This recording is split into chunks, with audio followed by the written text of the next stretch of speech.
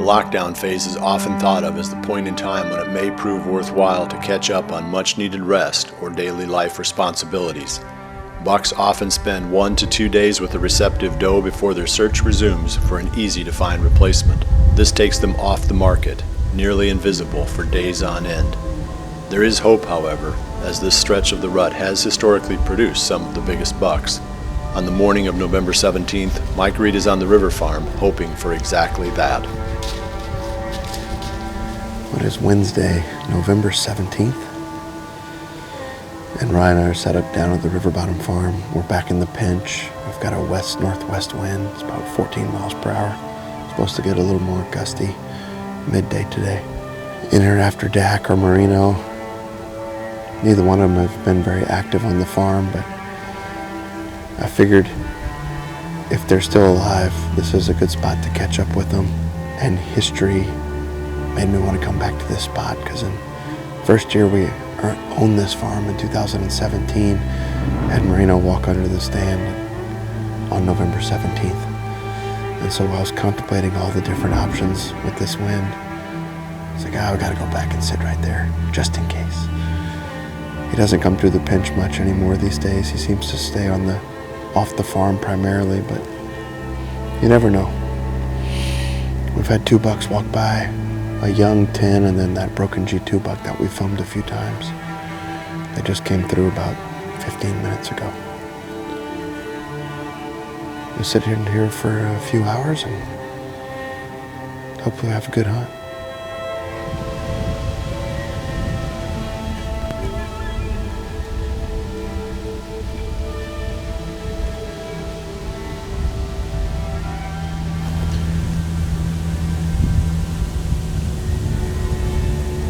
"30 miles to the southeast, Jared Mills waits in a redneck blind for the sun to rise.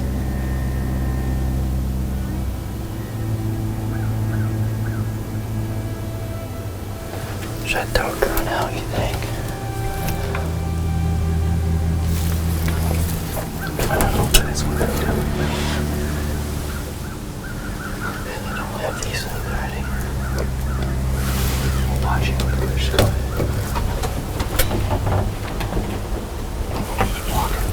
Which way? Kind of towards us, too. It's just feeding.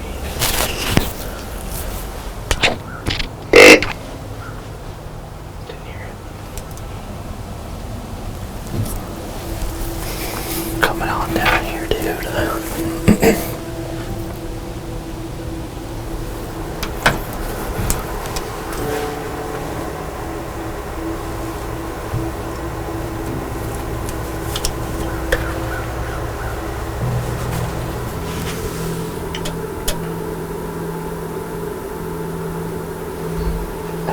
The right buck is the one we passed on the south side.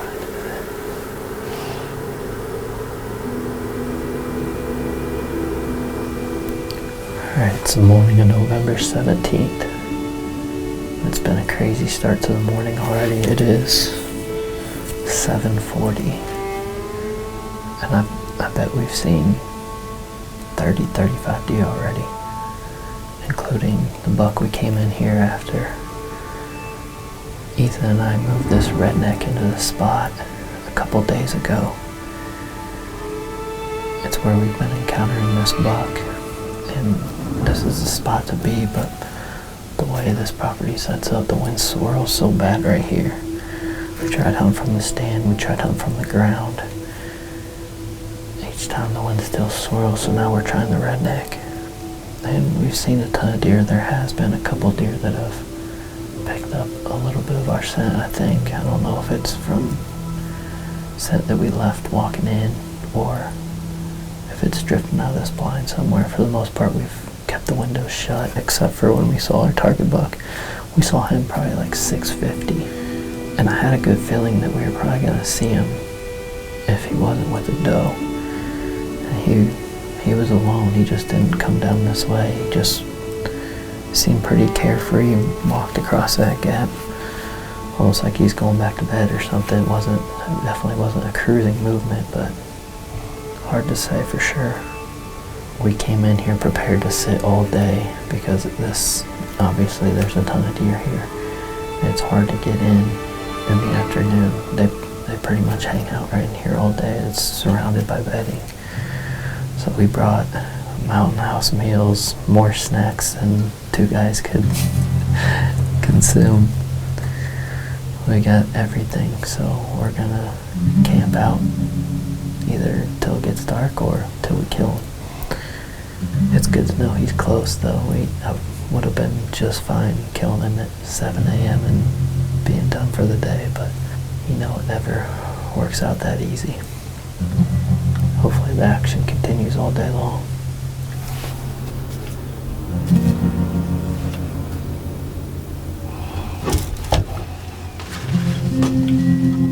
He's not happy.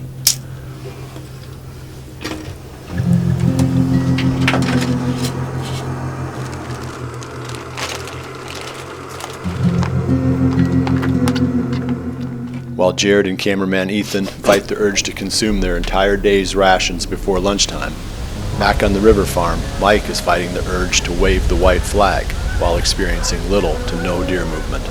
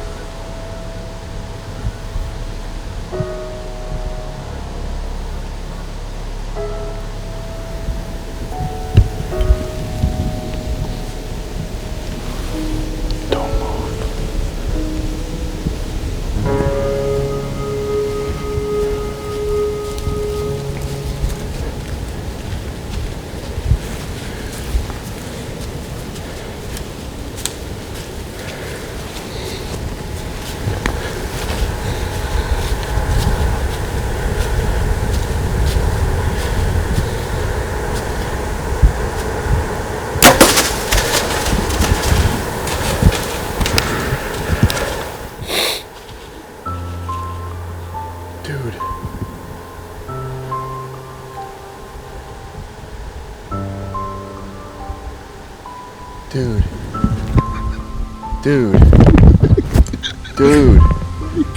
What? What? Are you kidding me? November 17th, baby. Are you kidding me? Let's go. Dude. I'm out of my mind here. Struggling to even want to stay in the stand. I'm like, it's so slow. God. Dude. I hear leaves crunching. I turn around and all I can see is that right antler. And I'm just like, what deer is that? I just see it's, I'm thinking immediately it's a shooter. Giant 8-point side. He takes a couple steps. I'm like, oh my God, it's Dak. Dak. It's sort of a lackadaisical hunt. We just like come sit out here, we're hanging out. The pinch, sometimes they make it easy. He just walks up. I don't really know what to say here. It's like, I'd rather be lucky than good, I guess. I was telling Rye earlier this morning, my head's not really in it today.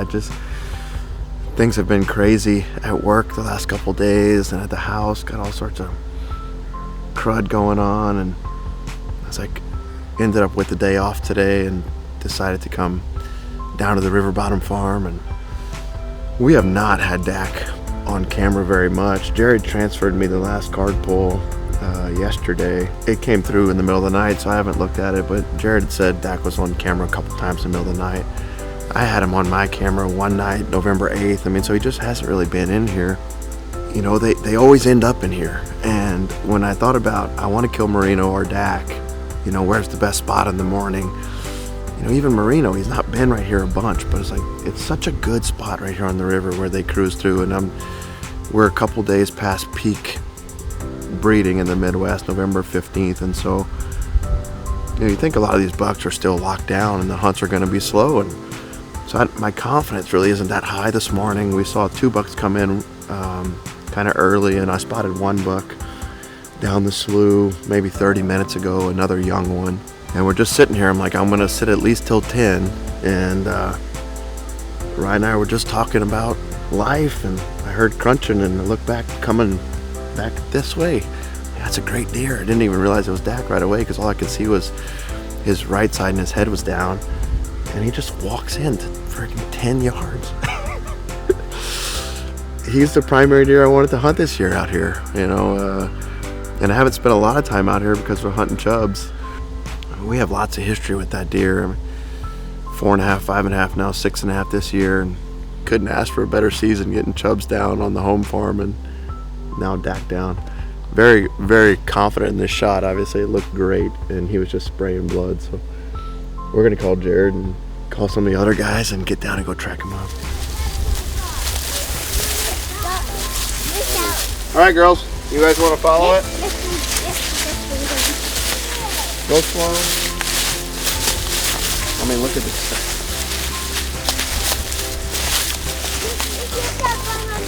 Yeah, you see blood right there too? Yeah.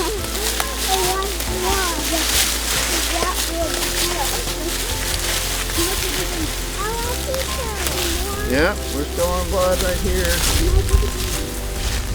My trekking dogs. You don't have to track deer no more. Good job, girls.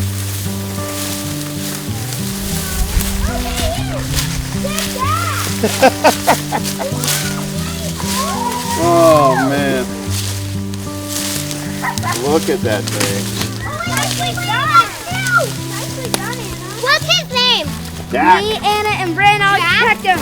I saw him. Thank Anna. She Isn't that something? spotted him. I saw him once. How many days did I hunt him last year?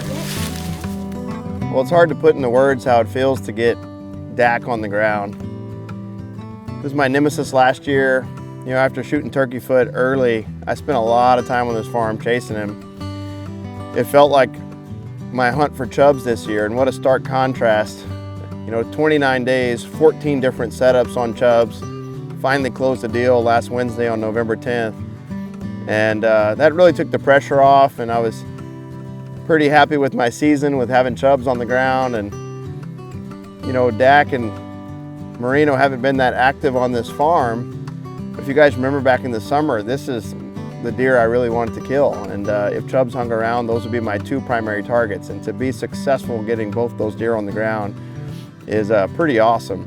And to do it in this way where, you know, a couple sits and he walks under the tree, it's what a stark contrast to the chub saga. It's hard to beat that setup in the pinch. I mean, in the rut, you know, my home farm is not really a great rut farm. It's hard to predict where they're going to move. But down on this farm, I feel like during the rut, if you're sitting in that stand and you can put your time in, you're going to have a good buck walk by you. And, you know, I stew over where to sit every time. Like, where's the best place? I think about the last trail camera photos and where might they be or where might they be going. But ultimately, it boils down to you just put yourself in the spot where if they're up on their feet, they're probably going to walk by. And I started to talk earlier about the lockdown. You know, peak breeding here in the Midwest is November 15th. And so a lot of people say the 3 or 4 days before and after that is lockdown, and it's a real tough time to sit in the woods for long hours. You have a lot of slow hunts. This is now my 4th buck, I believe, in the last 10 years or so that I've killed in that period. And the idea there is you're catching him between does. He's probably been with the doe the last few days, and now he's on his feet looking for the next one. But I tell you what, I wouldn't miss it. I wouldn't miss being in a stand if I had a chance anytime in November. And this buck is, you know, a 6.5-year-old deer. Countless encounters with him when he was 4.5. I had 3 encounters with him last year. And between Jared and I, this is our 2nd encounter this year. Made a great shot on him. He didn't go probably 80 yards. Got to get the kids out here and enjoy a nice track job with them. Easy blood trail to follow and lots of excitement. Speaking of the kids, I've had something kind of come up with one of my little boys.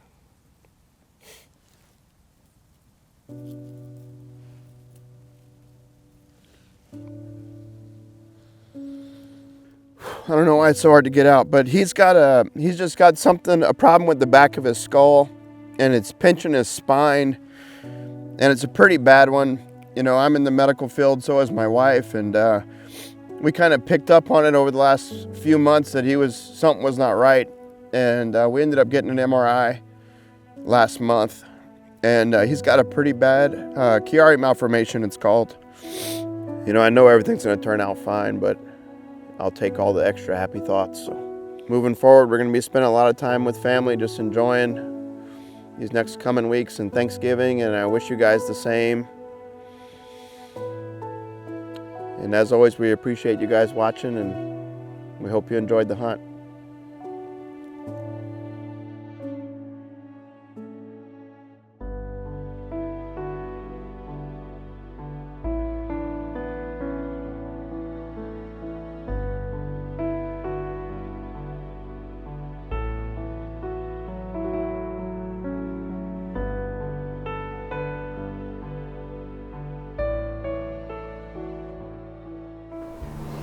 Back on the blind with Jared, the deer continue to filter in and out of the food plot.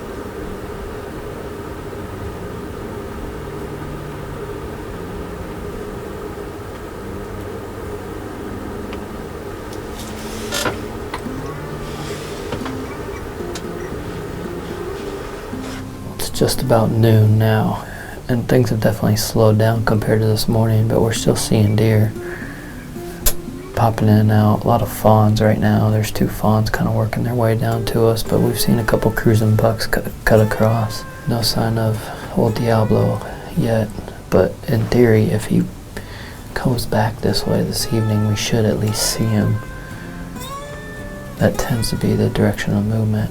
Now whether or not he gets in bow range of this blind is another question, but I expect to see quite a few deer into the spot this evening.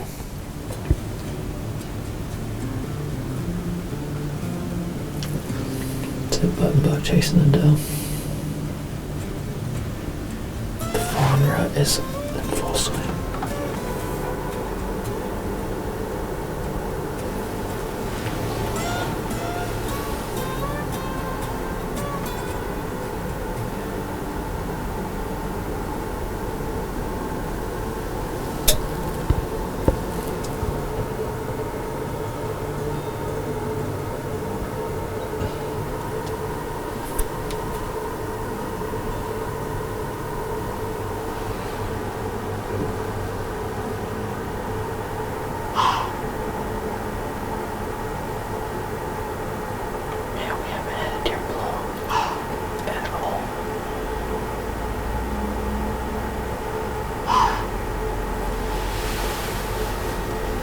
See him? No. Right there in the corner of the... You see the doe by itself? In the chute? Yeah. He's right up and to the right of her on the edge of the woods.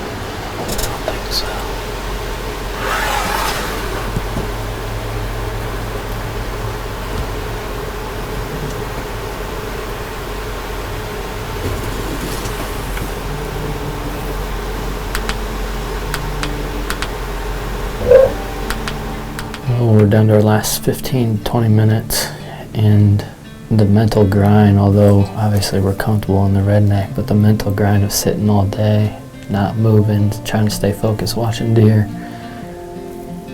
high anticipation for your target buck to come out, and he comes out and you have something like that happen. We had so many does right next to the blind, and they're all feeding pretty relaxed. We were getting away with everything, and we had one doe come out. I don't know if there's something she didn't like. She came out and started blowing at the same time he was coming down the hill. And I don't think it really messed him up per se. He didn't spook. He continued feeding for a while, messed around, just went the other direction. But I do think it possibly could have redirected him. I got a deer coming. Possibly could have redirected him just because we had so many does right in front of us that we thought we were in the chips.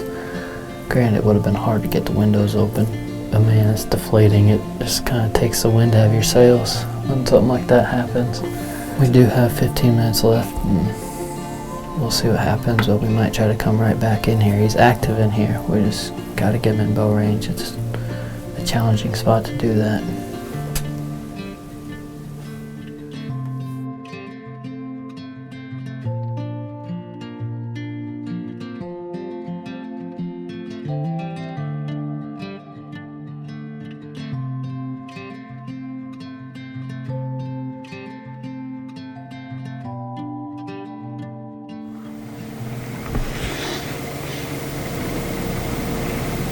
On November 19th, Max Mongrello was on a new farm, hoping to catch a mature buck between does.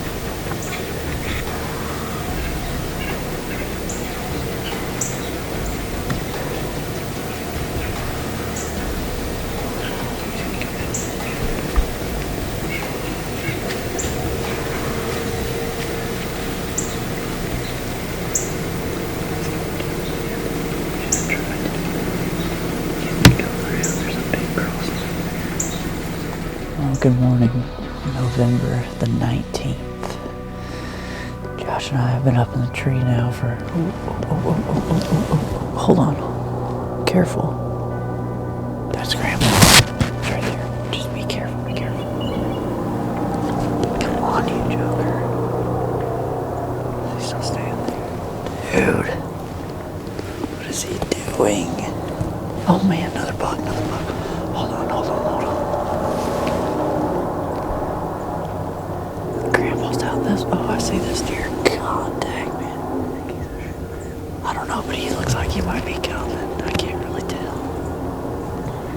Well, as I was saying before I was rudely interrupted, it is the 19th. We've got beautiful conditions today. I bet the real feel is 20 degrees or less. It's calm, and what little breeze is starting to pick up now is out of the south, which ideally is perfect for the stand blowing it right to this creek. It being the 19th, my plan and hope is that we're on the backside of this lockdown phase here, and these deer are really starting to cruise again, looking for these last few does. From what the cameras have showed me the last couple of days, that's playing out perfectly. The deer that we were interrupted by is actually the deer that more or less I'm in here after. A deer that we call Grandpa. Grandpa's the first mature deer that Grant and I got on camera on this farm.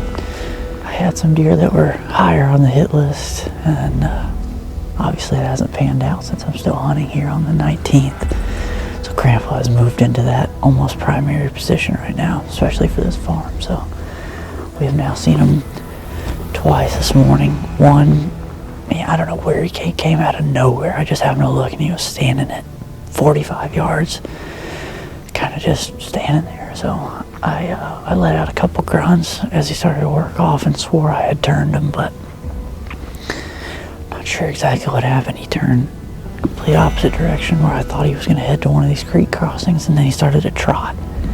I think he saw another deer back there, and then 15 minutes later we just saw him again with another, I think, good 3-year-old that we got pictures of. So where he was headed back the second time, there's literally nothing over there. There's one little bitty finger trawl and these little couple buffer strips of CRP out in these cut beans, so I gotta think we're gonna see him again.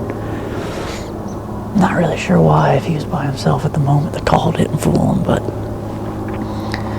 we're gonna sit it out for a while and hope that he comes back by.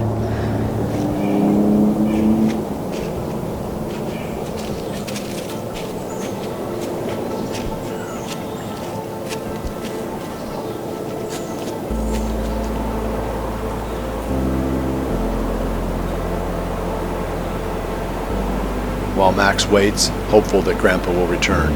90 miles to the southwest, John Lindstrom is self-filming on a piece of public land when what looks to be a mature buck cruises by his stand.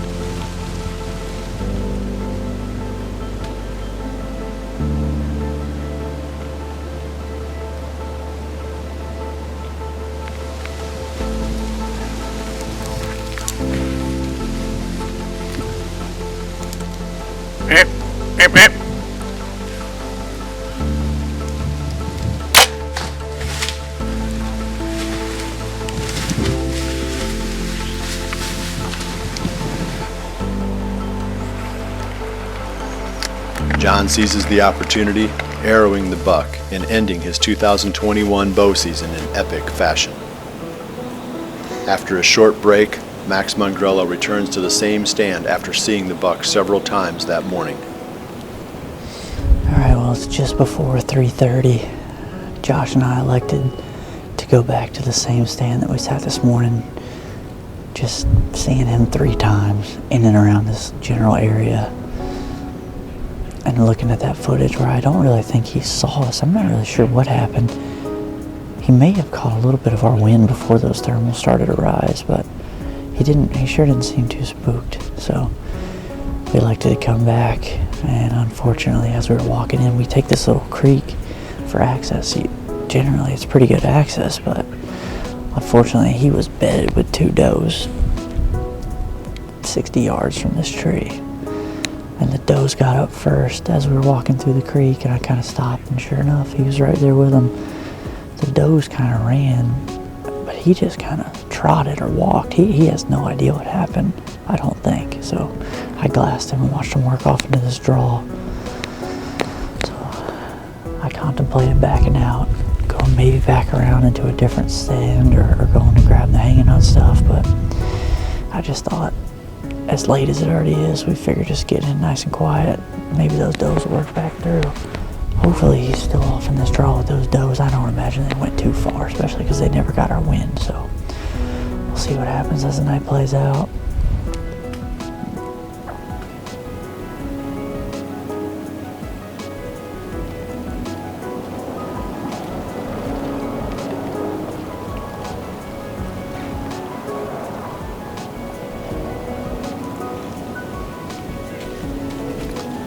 Max sits the remainder of the day without another sighting of the ancient buck. Now, with more mature buck encounters than he cares to add up, Max will go back to the drawing board, hopeful that tomorrow will be his day.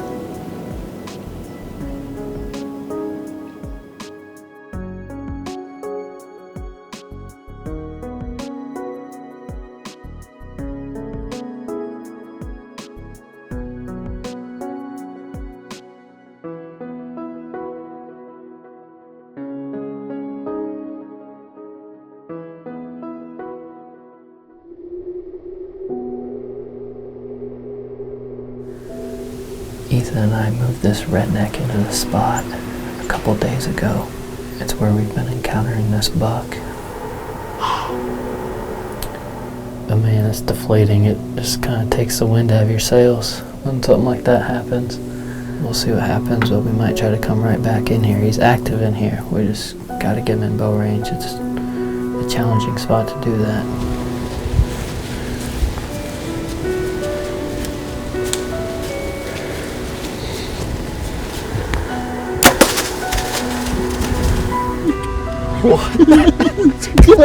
What? What? Are you kidding me? November 17th, baby. Are you kidding me? Let's go. Dude. It being the 19th, my plan and hope is that we're on the backside of this lockdown phase here, and these deer are really starting to cruise again, looking for these last few does. The lockdown phase does produce opportunities, just like every day in the whitetail woods. Although the odds are statistically lower than normal, if you sit at home, you risk missing the day that your target walks by your stand. Hours of steady boredom can be shattered in an instant by the presence of a trophy buck making his way down the trail near an estrus doe. As we progress beyond the middle of the month, each day adds more encounters to the total. Only the strong and purposeful remain devoted to the task. There is still time and hope because we are still chasing November.